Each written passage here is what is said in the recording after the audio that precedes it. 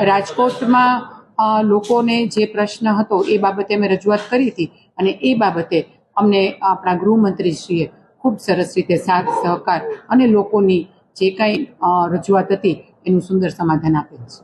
હું ગુજરાત રાજ્યના મુખ્યમંત્રી અને ગુજરાત રાજ્યના ગૃહમંત્રી શ્રી હર્ષભાઈ સંઘવીનો ખૂબ ખૂબ આભાર માનું છું કે એમની સૌથી પ્રથમ પ્રાથમિકતા એ લોકોની સુરક્ષા અને લોકોનો જીવ બચાવવાનો છે અને એ માટે થઈને રાજકોટમાં લોકો સુરક્ષિત રહે, લોકોને થતા અકસ્માતોને નિવારી શકાય એ માટે થઈને લોકો માટે થઈને જનજાગૃતિના ભાગરૂપે હેલ્મેટનો કાયદો લાવવામાં આવ્યો હતો.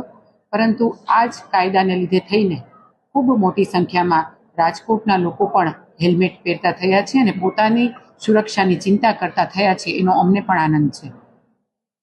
આ બાબતે લોકોની વ્યાપક ફરિયાદમાં રજૂઆત આવી હતી. એ રજૂઆત અમે બધા જ લોકોએ સંઘવી સાહેબની રજૂઆત કરતા એમણે ખાસ એ જણાવ્યું છે કે આવનારા સમય માટે આ જ રીતે જનજાગૃતિના માધ્યમથી હજુ લોકોને સુરક્ષિત કરવાનું કામ ચાલુ રાખવામાં આવશે.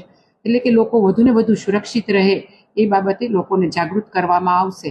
પરંતુ લોકોને કોઈ પણ જાતની તકલીફ પડે, કોઈ પણ જાતનું એ લોકોને પ્રશ્ન થાય એવું કોઈ પણ કામ કરવામાં આવશે નહીં.